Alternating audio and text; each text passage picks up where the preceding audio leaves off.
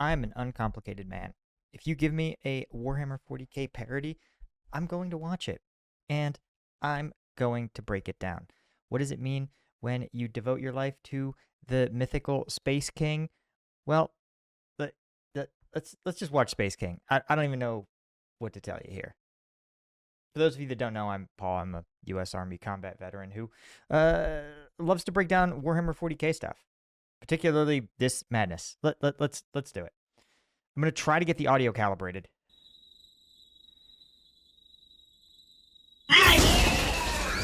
Oh my god.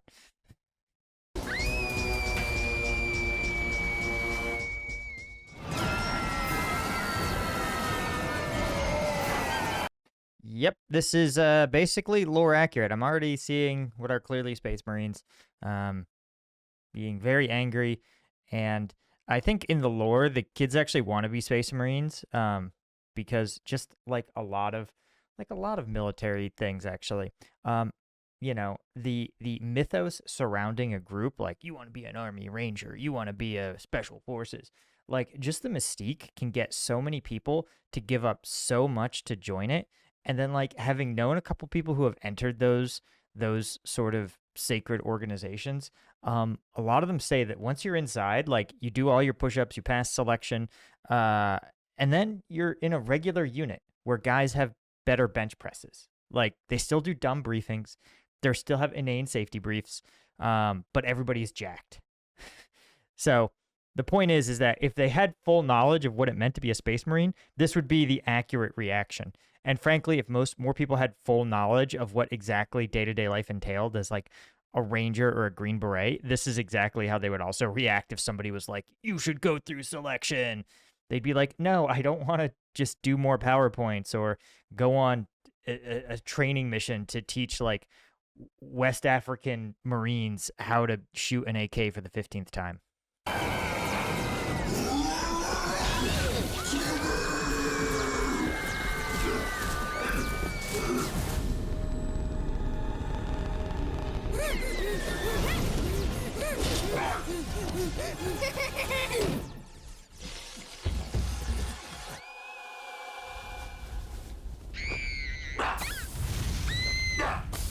Yeah. Also, I also love the 40K community that's like, the Space Marines are sexist to women. And it's like, yeah, they're horrible. That's like the least horrible thing about the Imperium and 40K. The fact that we're just like, yes, we're going to like fundamentally rework human genetics, but also for reasons, they just refuse to do the same rework to female aspirants, I think they're called. I don't know what they're called in lore. I don't think they throw them into a volcano. I think they just never really address them.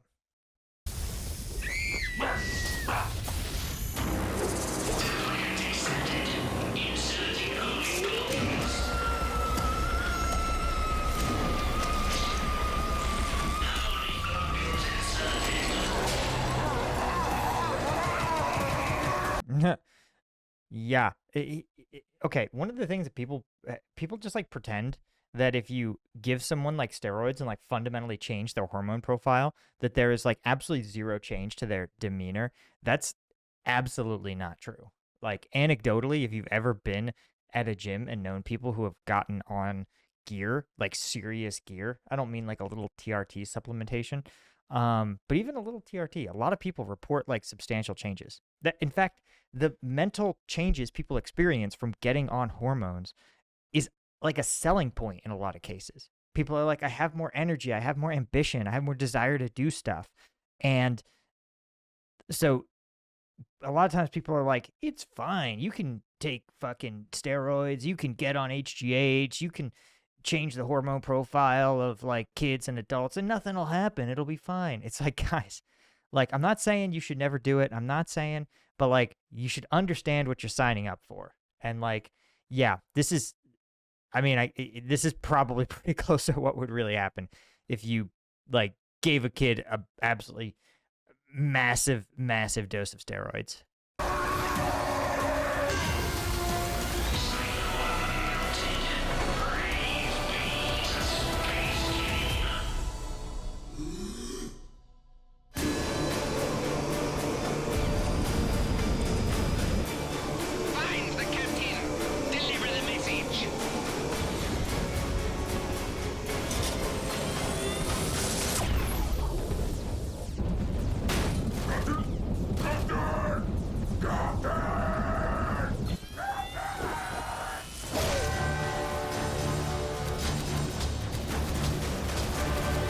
Who doesn't love the iconic Space Marines atop a pile of bodies? Excuse me, Star Defenders. Hey, Parker! How's the interrogation going? Where's the artifact?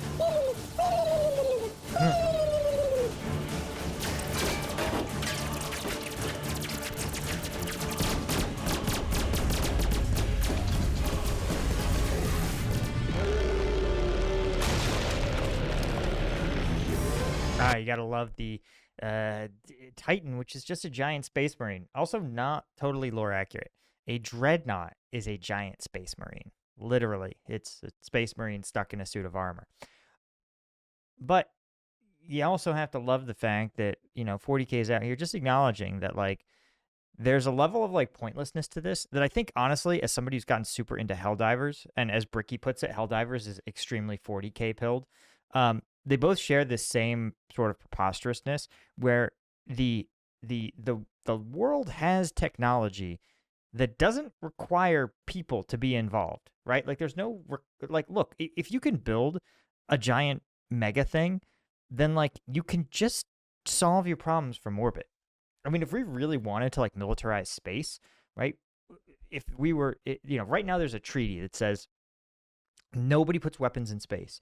Because basically, if you detonate, like, let's say you blew up a satellite, the problem would be that that debris field would actually become so expansive after, a couple dozen strikes that it would actually just have high-speed, like, satellite fragments zipping around space. It would be like a shotgun that never stops firing, and it would actually, like, encapsulate the Earth. Anything that tried to penetrate it would get sandblasted by satellite debris, and it would basically, we would entomb ourselves within the Earth as a species. And that's bad. But if we weren't constrained by that, if we said, put all the weapons you want into space, there would be a much lesser need for ground troops to do a lot of jobs. Like, even now, you see, I don't know if you've been on the other channel, like, a lot of ground troops, it's particularly Russian ground troops lately, when they go on offense, they are killed before they ever see a Ukrainian, before they ever get within small arms range of a Ukrainian, right? They are driving down a road, Ukrainian drones spot them, other Ukrainian artillery automatically targets them, right? Hits it's all automated, it's almost entirely automated. Artillery hits them, and then other drones zoom in and take out the remaining vehicles, take out the remaining people, and that's it. Attack finished. There was literally no reason to even give those troops weapons. So the fact is that you build these automated techno wonders, and then inexplicably you decide, mostly for tradition's sake in our world, and I suspect for tradition's sake in the world of 40K, you say, oh yeah, we're going to have these 60 dudes, like, shoot people with pistols. Like, this is the least efficient way to do something.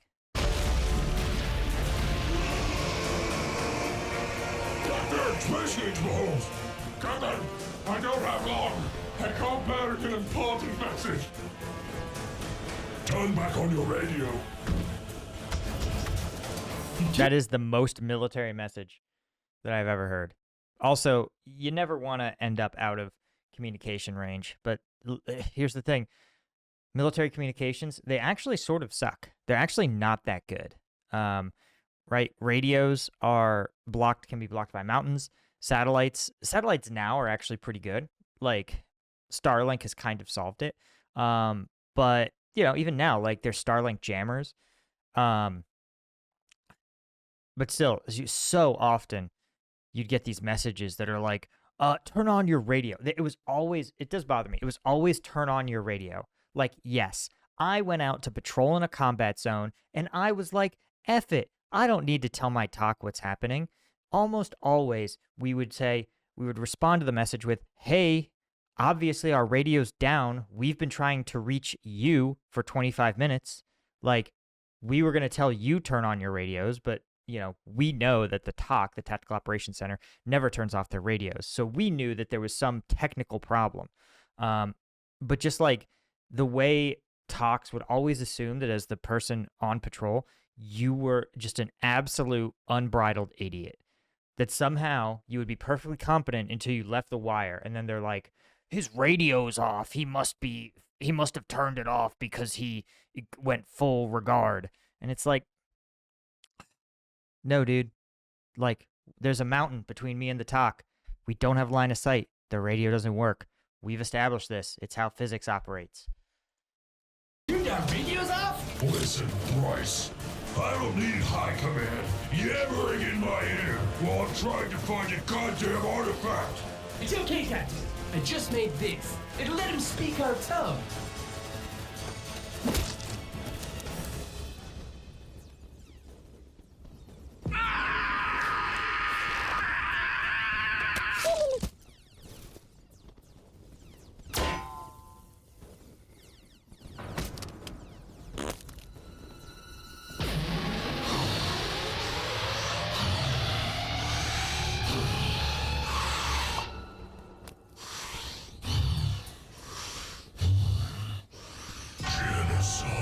Captain, no! No, I've had enough. I mean, if your goal was to create a human or a human-like thing that would fly off the handle for no reason constantly, you would basically take a space marine, you would take a person, you would pump them full of androgens, you'd pump them full of testosterone, and then, like a frightening amount, then you would subject them to brain damage, say from being near a lot of concussive blows. And then you would give them PTSD, say from seeing a bunch of traumatic events, right? That is the perfect recipe for a human being who like is absolutely going to fly off the handle in response to even minor slights, right? Be totally unable to handle it. And we see it, right? When you even have two of those combinations, look at like Chris Benoit, the WWE wrestler, right? Received a lot of concussive blows in the course of his career, pumped full of steroids. A lot of those guys report having serious emotional disturbances. Football players, another example. A lot of them don't have that trauma background, but they're almost certainly on steroids. Oh, sorry, I forgot. The NFL drug tests once a year. They're totally clean. Those 300-pound men just naturally are that weight. Right? They're pumped full of steroids and they take routine head brain damage. So you can imagine that if you multiply that over 600 years, a Space Marine lifespan, this would basically be unironically the end result. Just screaming and almost no rational thought. I'm gonna genocide bomb the whole planet. There are 20 billion souls on this planet. While I know it would be kind of sweet to wipe them all out with one bomb, we could use my translator device to interrogate them all first. And find the artifact. Let's ask High Command. You're right. Thanks, Bryce. Well, I guess I'll turn the radios back on. I love how one's Bryce and one is Hatemonger.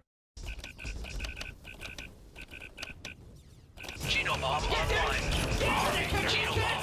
Genobomb started. Genobomb incoming. Oh, good. You turned your radio back on. You're on the wrong planet.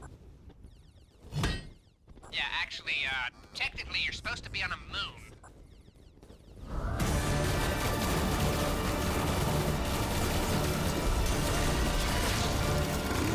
Respect to the T-pose here.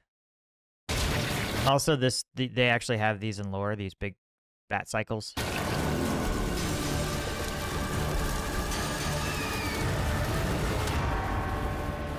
Space King.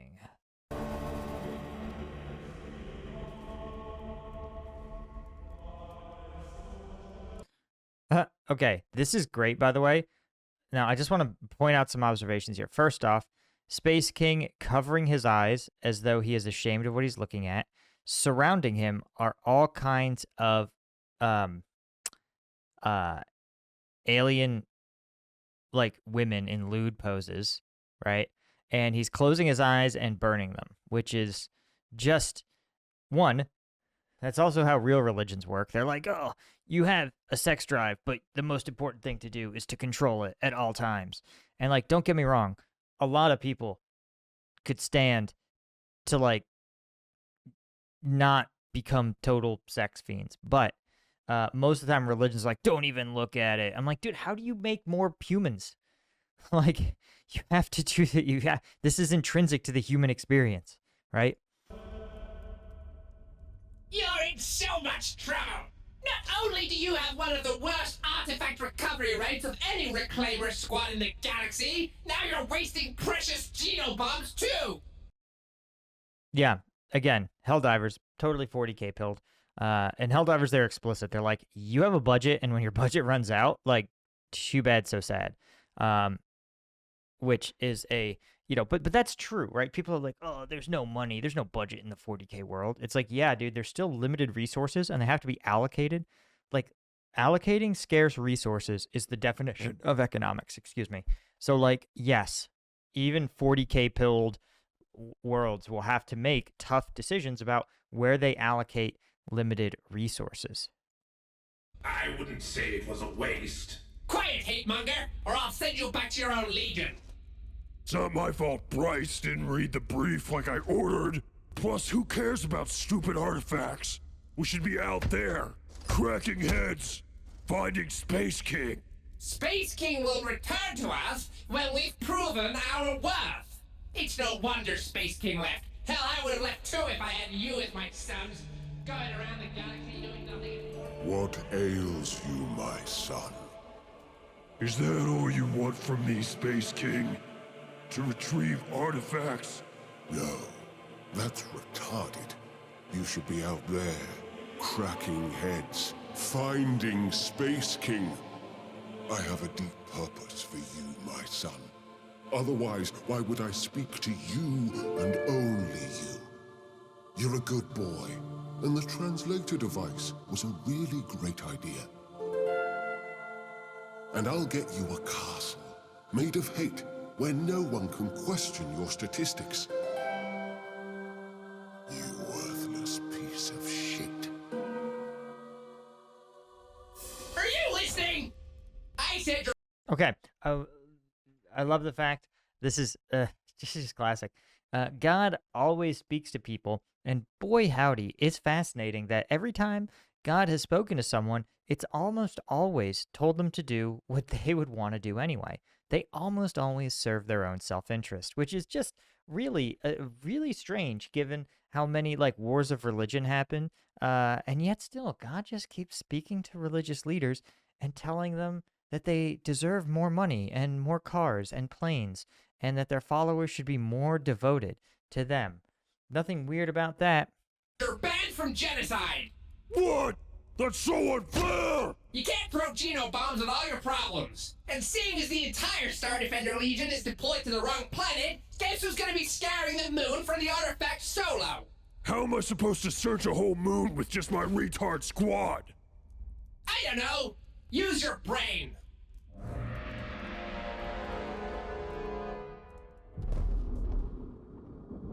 Even the nukes are little angry Space King Star Defenders.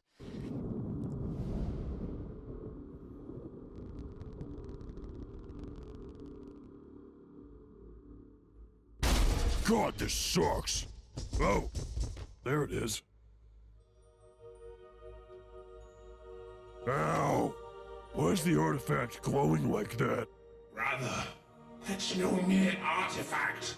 That idol is the divinity of Space King. It's said to contain a piece of his soul. Maybe that could lead us to him. It could lead us to Space King? What are we waiting for? Brother, wait! It reeks of an alien in here. It's okay. We'll just kill him.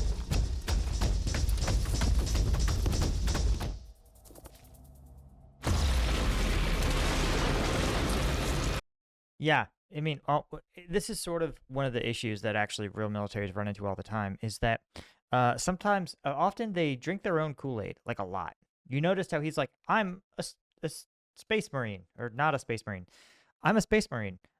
There's no alien I can't kill. And like, that feels good to say. That's like objectively not true. Even within the 40K universe, like there's like a 50% chance that you're going to run into like the embodiment of like greed or something, or just like an alien that has no corporeal existence, or an alien that's like or things that emerge from the warp, like there's no reason you should be able to shoot, the physical manifestation of hate in the face and kill it, right? Like that's not true. And it's not true of real militaries either. We're like the U.S. military was like, we can go to Afghanistan and we're going to fucking teach those Afghans to give women rights in the way that America does it. We're going to teach them to fucking do American-style democracy. And it's like, with what? We're the military. We have tanks. We have artillery. We have guns. What am I going to do? Point the gun at them and be like, vote? Like, it's so dumb. But the military just, like, diluted itself. It got confused over the things it says to make itself feel good, which is there's no mission too tough for us, and the things that are real, which is there's some missions that the military is not qualified for, right? And one of them is nation building, right? One of them is reworking an entire culture. Listen, guys, we can't rework American culture despite the best efforts of the major media establishment. Americans still have this pesky love for all of these kind of antiquated values. So more militaries could stand to assess whether or not they're repeating like a slogan or they're accurately assessing a situation. In this case, right, these guys have small weapons that they think are going to take out this giant alien.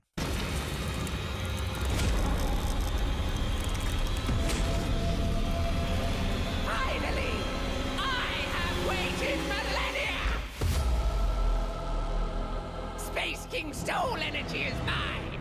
Lest you meet my demands! God damn. Death to the alien! Not so fast! Witness my power! Whoa.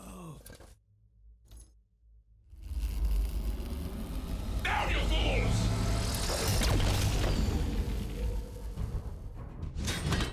How come you didn't get transfixed by her boobs, hate monger? She's an alien.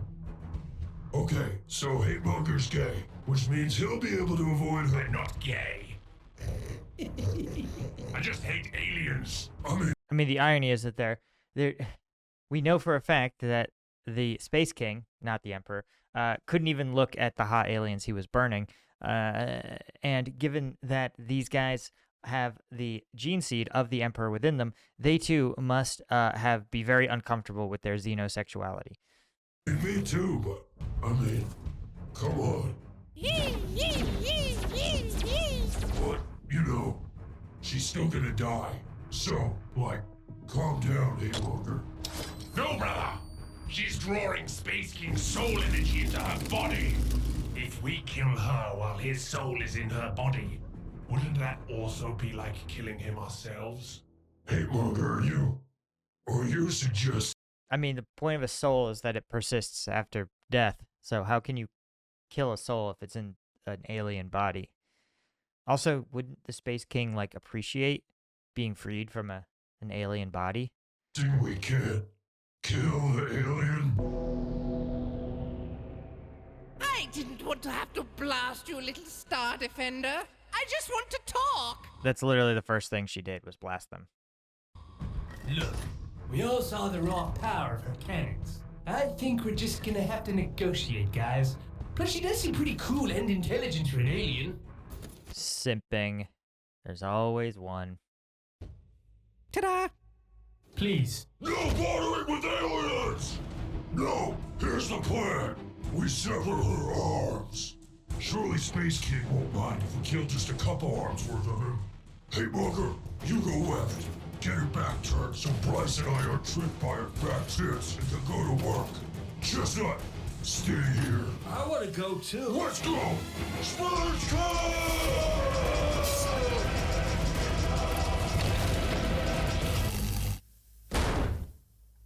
Oh, fuck! Go back! Go back! Maybe we do need to negotiate? This is one of the things that actually happens in the real world too, is that, the people who end up in charge of things, one of the traits is that they have an unquenchable thirst for being in authority. It just feels so good to a certain type of person to have like be in charge and have other people like deferring and dependent on them. But as a result, right, that is a trait. That's the trait of narcissism. The result is that every time you go up a hierarchy, you're selecting for the narcissist, right? Most people sit there and go, well, I could advance one level in my career, double my workload, but I have a family. I don't want to work that much. Is this really worth it? Is this aligned with my career, right? Like most people make these calls, even in businesses, right? You know, the joke is people are like, you can't be like, people are like, oh, you have to be a horrible person to be a billionaire. I don't think that's necessarily true, but what does happen is that at every level, businesses have a chance to filter out people who are not totally self-obsessed, right? Like, for example, let's say you built Facebook. You are Mark Zuckerberg. The year is, I don't know, 2012. Like, MySpace or Yahoo knocks on your door. They say, listen, man, we'll give you like billions of dollars for your company. Billions with a B. You walk away. You spend the rest of your life engaging in any charitable venture you want, investing in any other company you want. You can do anything you want, right? You and your children and your children's children will never have to worry about money in any facet ever again. They'll never go to a regular school. Your kids will always fly private. If you don't want to do something, you will not do it. You'll never have to worry again. And you had this opportunity and you were like, nah, I'm going to keep working. Like, that sounds insane to me, right? Like, I will never be that person. Somebody offers me that much money, I'm going to take it, right?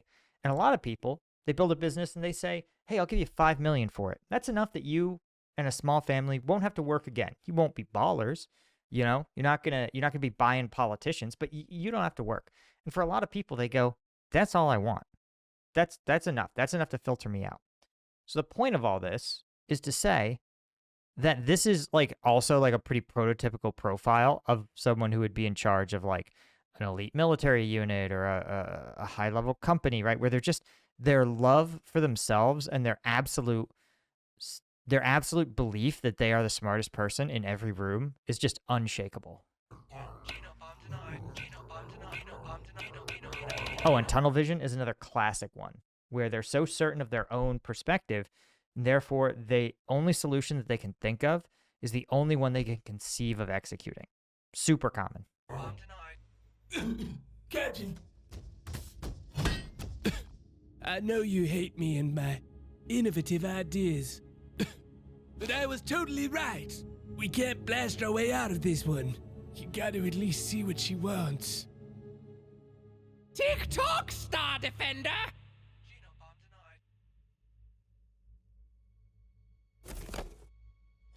I don't hate you, Bryce. I just think you're stupid. Oh. But maybe not this time.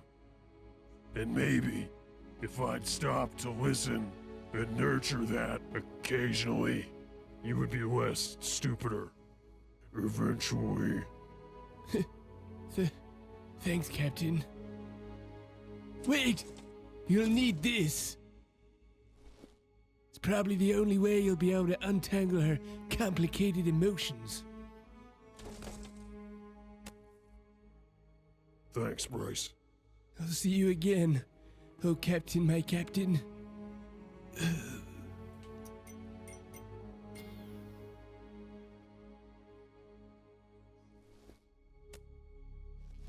This is the other problem with narcissists, is that oftentimes because they're so obsessed with themselves, they don't have that sophisticated a theory of mind of other people, right? So they won't really understand, like, hey, what does this person want? What is their intention? What would make them feel like secure in an interaction? What are they really looking for? Why are they responding the way they are, right? Like, a narcissist may be able to tease that out mechanically, but without really having a strong identification with other people on an emotional level, they just won't be able to, right? Because their own feelings, how they would feel about something, they believe they're so special that the other person, there's no possible way that they could have a similar inner world, right? According to a narcissist. And so, again, this is also typical behavior of just like, not only is he like, I'm too smart to need to untangle complicated emotions, but like, I don't even understand how gaining insight into another negotiating party would provide me any value.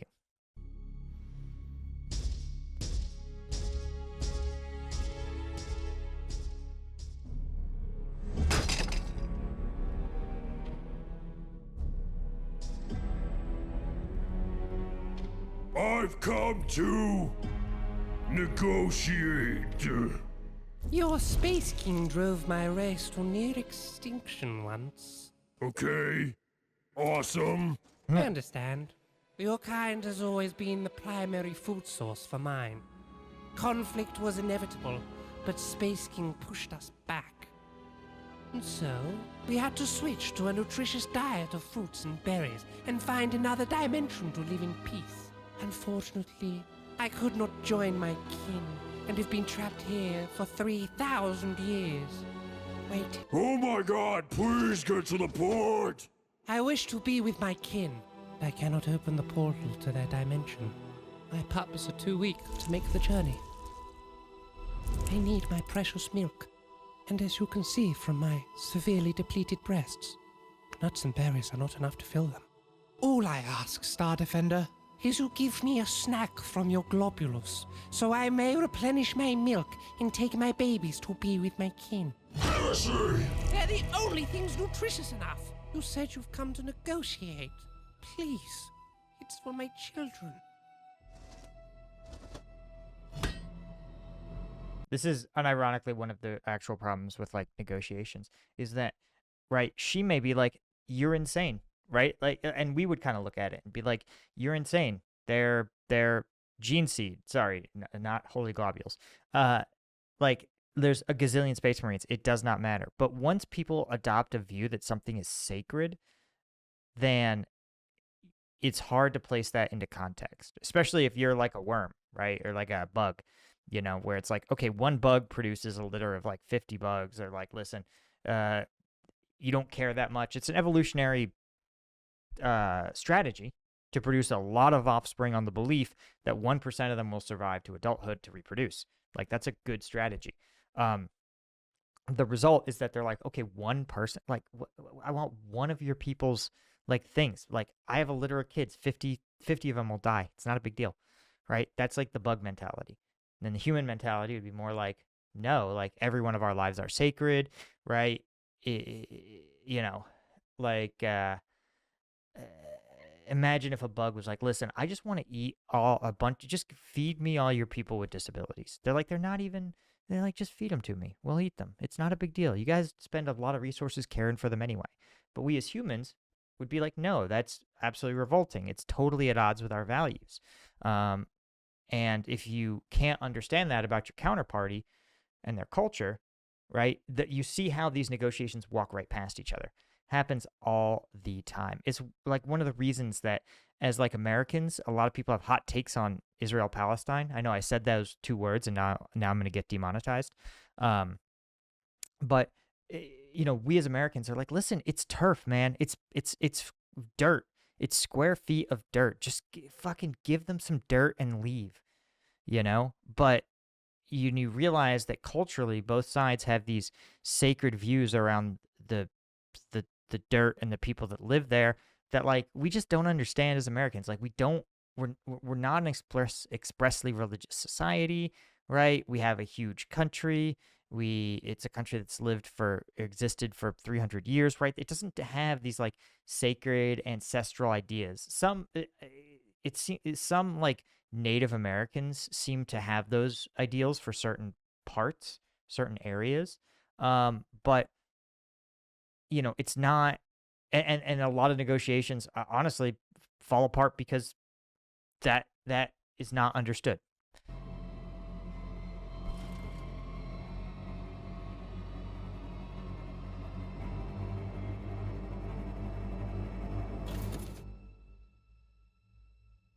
If I do this, you'll return Space King's soul energy? Yes. Chestnut. Give me the globulus. But I'm supposed to protect them. It's for Space King, Chestnut. But I guess it's your call.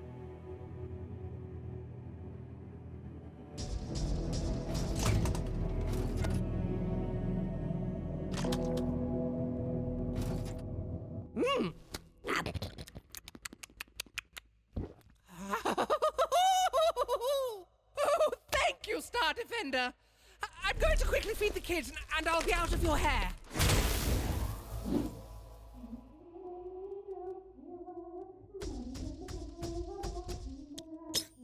Kaboom.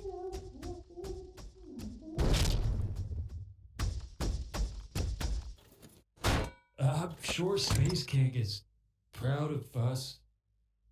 There was no other way. Maybe he'll send us a Oh my god! Look out!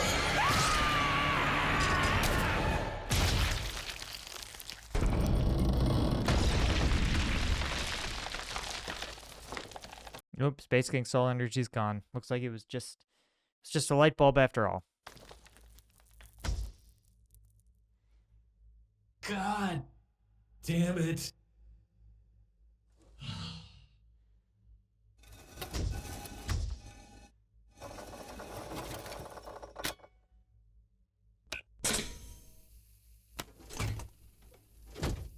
Polyglobule extraction initiated. Extraction complete. Shitty audio. That's probably what it sounds like in real life in 40K. If you know what I mean. Polyglobule extraction initiated. Extraction complete. This is like a parody of a parody, by the way, which makes it really hard. It's very extremely insanely meta. And this is a reaction to a parody of a parody, which is a reaction to, I think like Thatcherite England? I don't know.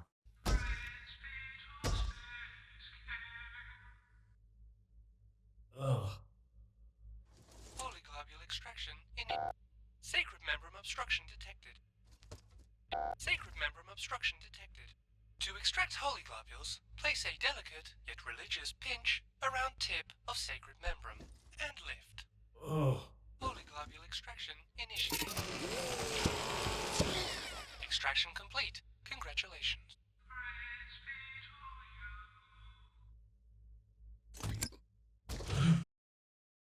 I mean, if you're a real medical professional, you absolutely are used to that stuff.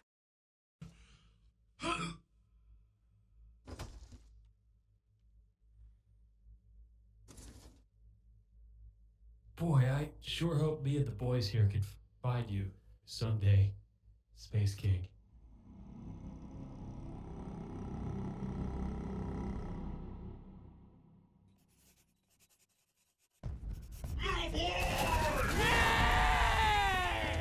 Tired of all your. The hell? This is their Patreon.